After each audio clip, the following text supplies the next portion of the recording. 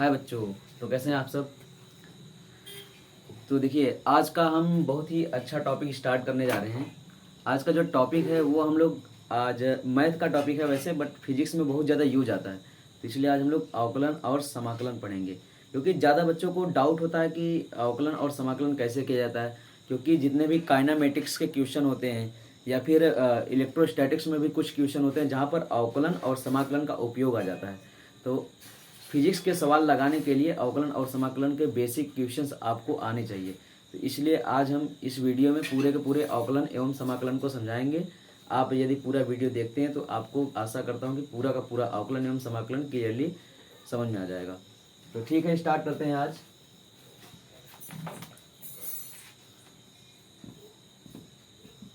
अवकलन, पहले अवकलन ही स्टार्ट करते हैं। डिफरेंशिएशन,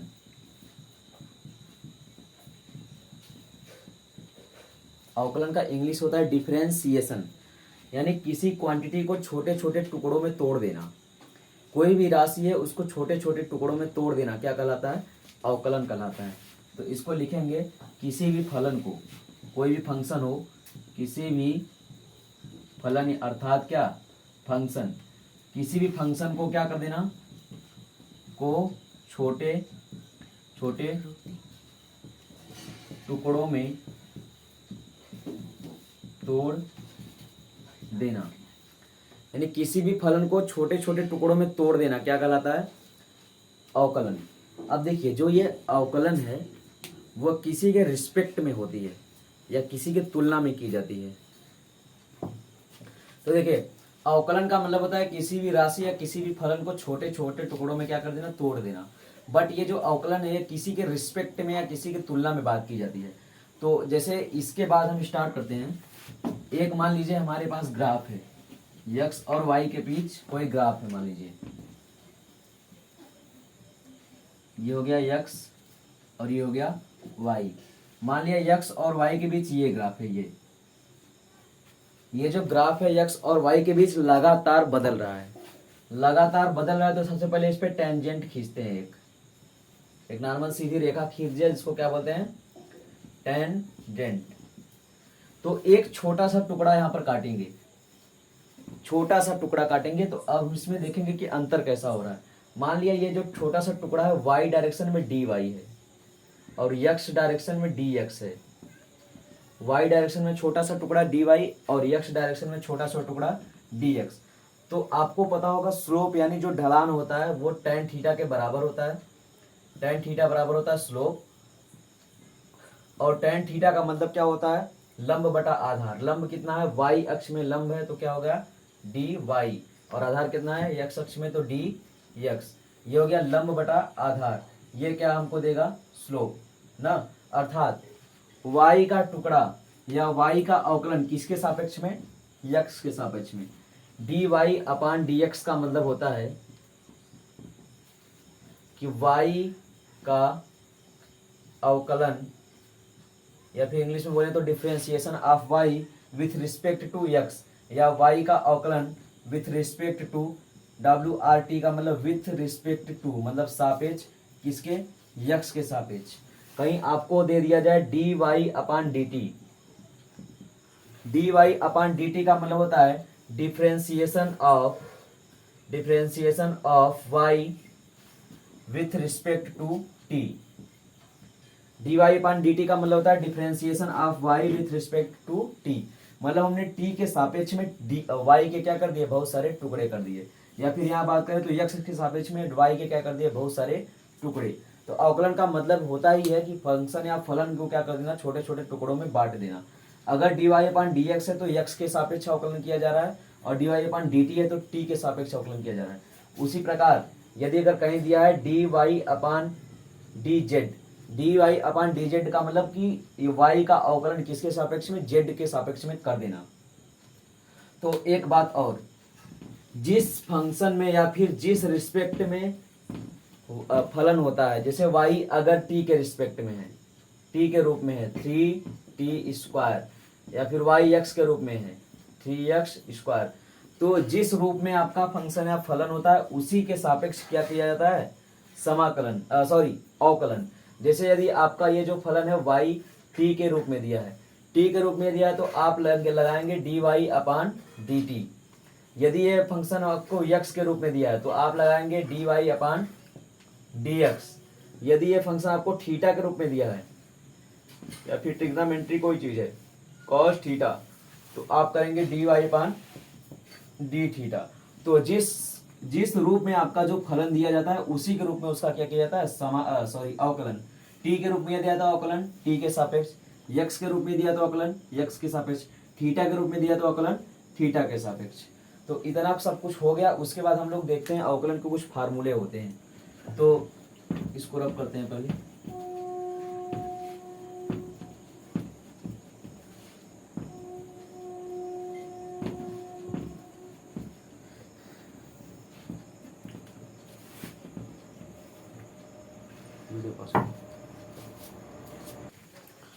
देखिए हमारे पास कोई है, मान लीजिए कि जो y है कांस्टेंट के रूप में है, जो y है वो किसके रूप में है, कांस्टेंट या नियत, कांस्टेंट या फिर नियत।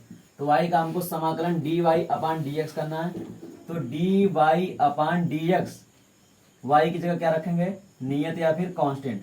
तो देखो फर्स्ट रूल ये कहता है कि कोई भी कांस्टेंट हो या कोई भी नियतांक वाला चीज हो उसका अवकलन सदैव और सदैव शून्य होता है। कोई भी चीज अगर फंक्शन नियत में है तो उसका अवकलन सदैव शून्य होगा। क्यों? क्योंकि जो वैल्यू कांस्टेंट है हम उसके टुकड़े कर ही नहीं सकते, वो हमेशा अवकलन कितना देगा, शून्य। दूसरा रूल, यदि y बराबर आपका x के पावर n है, दूसरा रूल कहता है कि यदि y के बराबर x के पावर n है तब इसका अवकलन देखते हैं। तो dy अपान dx, तो y की जगह क्या रखेंगे, x के पावर n अपान dx। जब x के पावर n का अवकलन करना होता है तो रूल होता है जो n होता है घात वो आगे आ जाता है, यानी घात कहाँ आएगा, आगे। उसके बाद जो चीज हो उसको लिख दो यानी x, फिर इसमें से एक घटा दो, n माइनस 1। x के पावर n का अवकलन किया जाता है, जो घात होता है वो आगे आता है, फिर लिखा जाता है x, फिर n माइनस 1। तो इस प्रकार से अगर दे दिया आपके पास y बराबर x के पावर 3, तो इसका पूछ लिया अवकलन करना है, तो dy अपान dx बराबर क्या रखेंगे, x के पावर 3 अपान dx। बताओ बच्चों, देखो जो 3 है वो कहाँ आएगा, आगे, जो घात होता है वो कहाँ आता है, आगे, इनटू जो फंक्शन है उसको लिख दो x, और 3 में से 1 माइनस करोगे कितना बचेगा, 2। तो ये आ गया इसका अवकलन, यानी x के पावर क्यूब का अवकलन या x पावर 3 का अवकलन कितना होता है, 3x स्क्वायर। अगला सवाल, यदि आपको बोल दिया y बराबर x के पावर 5 का अवकलन कीजिए, तो सिंपल dy अपान dx, तो dx के पावर 5 अपान dx। तो जो घात होता है x के ऊपर जो भी घात है वो कहाँ आएगा, आगे, यानी 5। उसके बाद जो फंक्शन है उसको वो बगल में क्या कर देंगे, लिख देंगे, और 5 में से 1 घटाएंगे तो कितना आएगा, 4। तो इसका अवकलन आएगा 5x के पावर 4। तो यहाँ तक आपको हम क्लियर कर दिए हैं। अगला देखते हैं सवाल। यदि आपको मान लीजिए तीसरे क्वेश्चन में बोल दिया, थर्ड क्वेश्चन, कि जो y बराबर है x के पावर -4 है, इसका हमको बोल रहा है कि dy अपान dx यानी x के सापेक्ष क्या निकालिए, अवकलन। y बराबर दिया है x के पावर -4 और उसको हमको बोल रहा है कि अवकलन कीजिए। तो d अपान dx इंटू x पावर -4, जो घात है वो बेटा चिन्ह सहित कहाँ आएगा, आगे, यानी -4 है तो -4 कहाँ आएगा, आगे, इंटू क्या रखेंगे, फलन यहाँ पर, और -4 में से 1 घटा दीजिए। तो -4 में से अगर 1 घटाएंगे तो -4 इंटू -1 कितना हो जाएगा, -5। तो इसका अवकलन ये हो गया। हमसे पूछा था कि x पावर -4 का अवकलन कीजिए, तो जो घात होता है वो चिन्ह सहित कहाँ आता है, आगे, और इसमें से अगर 1 घटेगा तो कितना आएगा, -5। तो यहाँ तक का पहले स्क्रीनशॉट आप लोग लीजिए। उसके बाद हम लोग थर्ड रूल पढ़ने जा रहे हैं। अब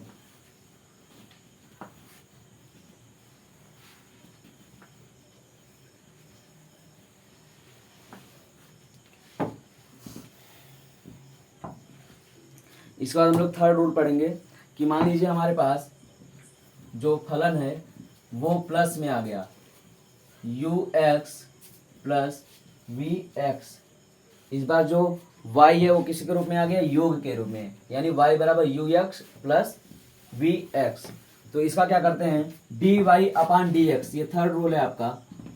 D Y upon D X लिखने के लिए पहले लिखेंगे D upon D X, Y की जगह लिखो U X plus V X, U X plus V X. Direct कर सकते हो समाकलन, मान लिया हमने यहाँ पर यन मान लिया, यहाँ पर भी यन मान लिया है, या तो डायरेक्ट कर दीजिए या फिर अलग अलग कर दीजिए। पहले हम लोग अलग अलग करते हैं, दोनों का मल्टीप्लाई अंदर करो, तो डी अपान डी एक्स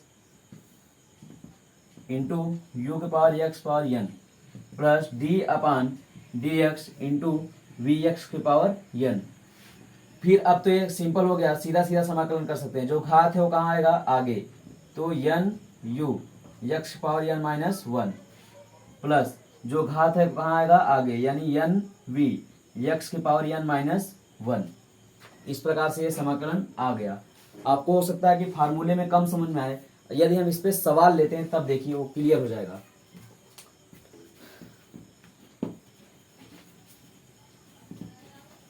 देखो हमारे पास सवाल है कि आप 5x square cube plus 3x square का x के सापेक्ष अवकलन कर दीजिए। फलन दिया है 5x cube plus 3x square का अवकलन कर दीजिए।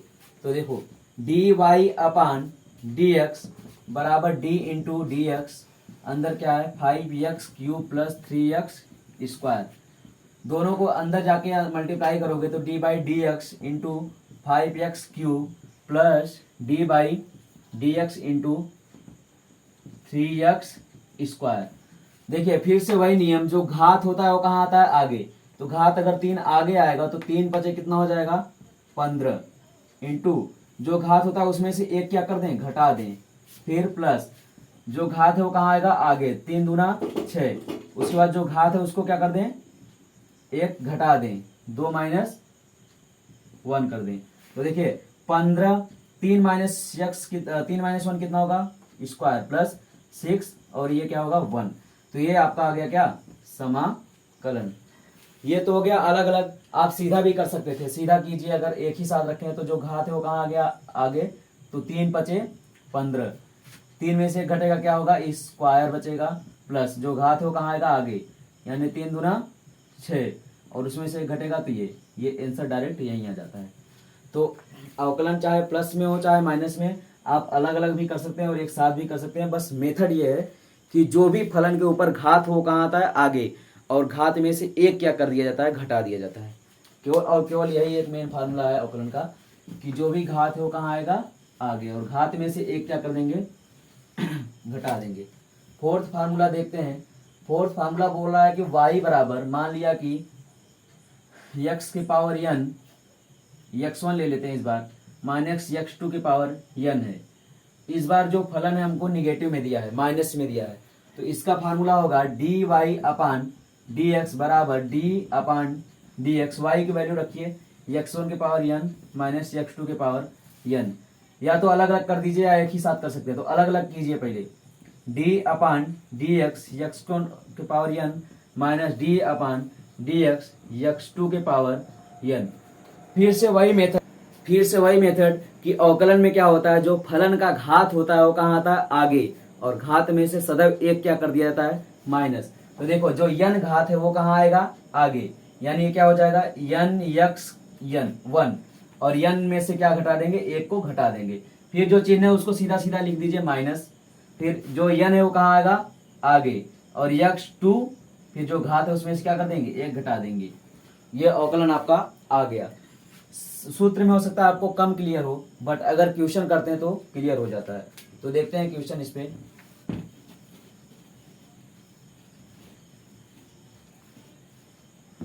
क्वेश्चन देखिए, मान लो हमको बोल दिया इस बार t के सापेक्ष हम अवकलन करेंगे, तो हमको दिया है 5t cube minus 2t square, 5t cube minus 2t square. हमने आपको शुरू में ही बताया था कि जिसके रूप में फलन हो उसी के रूप में क्या करते हैं, अवकलन।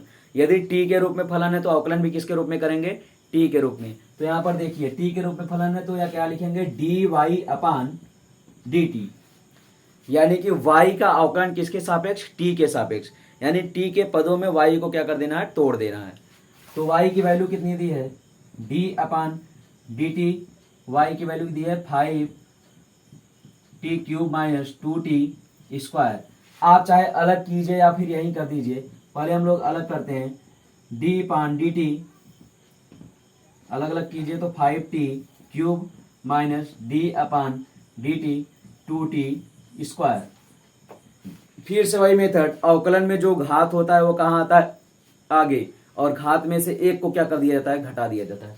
तो यह देखो, ये जो 3 है वो कहाँ आएगा, आगे, तो 3 पचे क्या हो जाएगा 15, और घात में से एक को घटाएंगे तो 3 में से एक घटाएंगे तो क्या बचेगा 2। जो चिन्ह है वही चिन्ह को फिर से क्या कर देंगे, लिख देंगे।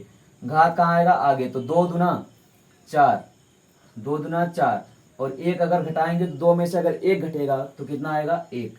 ये इसका अवकलन हो गया।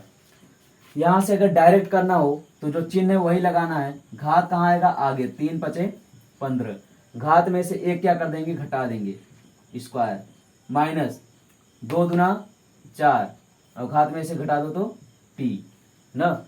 अब आप लोगों को लग रहा होगा कि यहाँ पे स्क्वायर है, अगर स्क्वायर स्क्वायर कुछ ना रहे तब कैसे होगा। एक क्वेश्चन उस टाइप का भी देख लेते हैं, पहले इसका स्क्रीनशॉट लीजिए।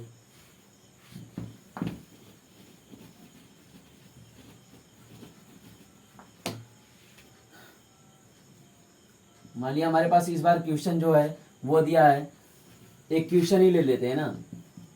इस बार का जो क्वेश्चन है वो बोल रहा है कि जो डिस्टेंस है वो एक फलन के रूप में व्यक्त है या फिर एक फंक्शन के रूप में, टाइम ऑफ फंक्शन के रूप में व्यक्त है। बोल दिया कि जो यस है वो 3t³ plus 2t² plus 6t दिया है। कोई एक पार्टिकल है वो कहीं पर स्थिर रूप से पड़ा है। अब बोल दिया गया कि उसको एक फलन 3t³ plus 2t² plus 6t दूरी तक चल रहा है। तो बोल दिया कि t बराबर 2 सेकेंड पर, t बराबर 2 सेकेंड पर क्या ज्ञात कीजिए कि कितना वो स्पीड देगा। तो आपको पता होगा स्पीड या फिर वेलोसिटी बराबर होता है s अपान t, वेग या चाल बराबर दूरी बटा समय। बट दूरी किसमें दिया है, फंक्शन में, तो हम क्या करेंगे, अवकलन। तो v बराबर ds अपान dt, v बराबर क्या करेंगे, ds अपान dt। ds अपान dt क्यों कर दिया, क्योंकि वो दिया है फलन में, और फलन में व्यक्त निकालने के लिए हम क्या करेंगे, उसका अवकलन। यस की वैल्यू कितनी दी है, अच्छा देखिए यहाँ पर t के रूप में समीकरण है तो t के रूप में ही क्या हो रहा है, अवकलन। जिसके रूप में समीकरण उसी के रूप में क्या होता है, अवकलन। तो ds, s की वैल्यू है 3t² प्लस 3t³ है, सॉरी, 2t² प्लस 6t।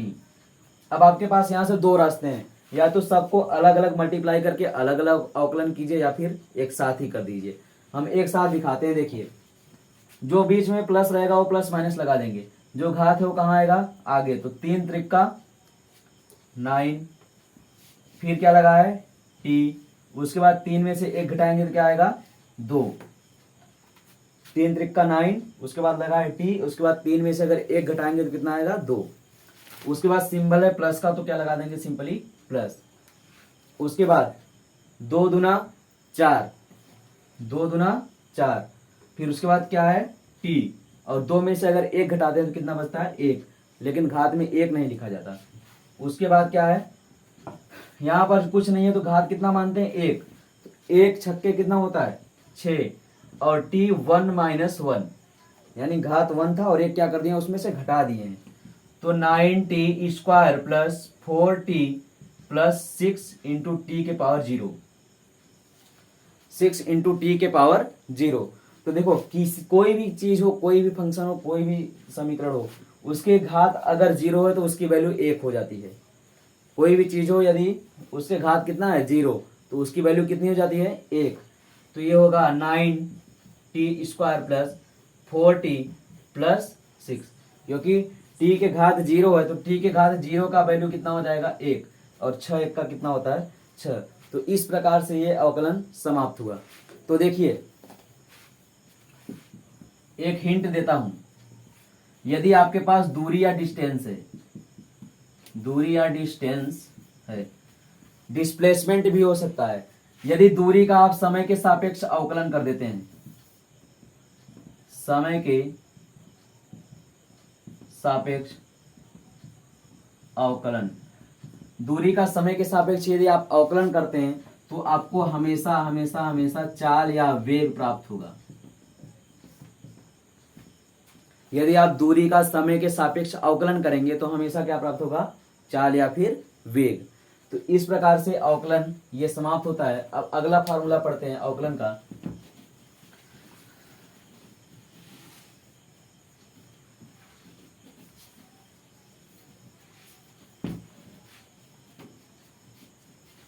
अगला फार्मूला पढ़ते हैं कि इस बार जो फंक्शन है वो डिवाइड के रूप में दिया है।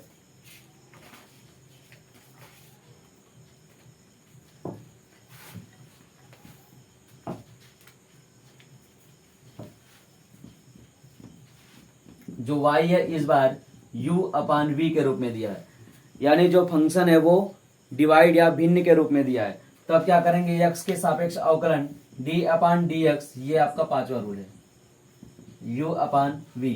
देखो जब u/v हो तो इसका रूल होता है एक, जो हर होता है, रूल बता रहे हैं, जो हर होता है उसका नीचे पहले हर में क्या करते हैं, स्क्वायर। जो हर होता है उसका क्या करते हैं, हर में स्क्वायर। उसके बाद हर को छोड़ दो और अंश का क्या कर दो, अवकलन। जो हर होता है उसका हर में क्या कर देंगे, स्क्वायर। उसके बाद पहले हर को छोड़ देंगे और अंश का अवकलन कर देंगे, फिर लगाएंगे आप माइनस, क्या लगाएंगे, माइनस। उसके बाद फिर अंश को छोड़ दीजिए और हर का क्या कर दीजिए, अवकलन। ये हो गया फार्मूला।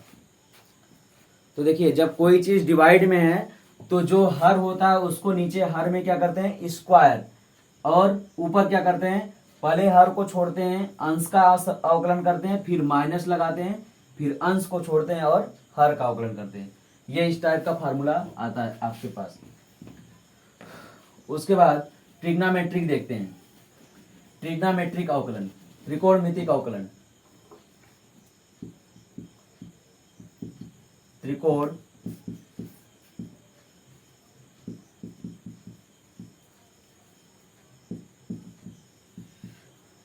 अवकलन।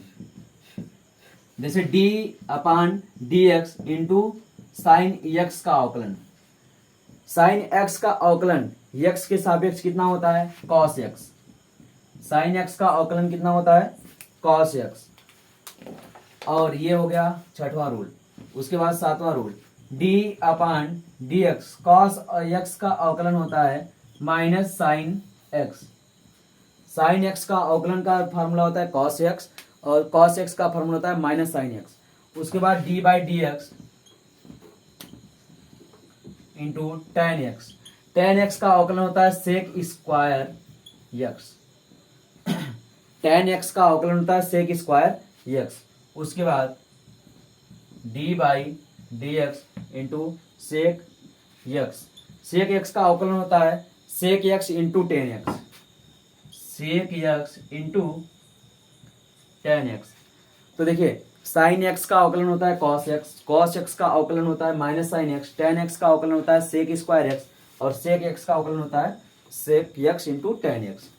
एक एक्सपोनेंशियल फंक्शन होता है d/dx इंटू e के पावर x।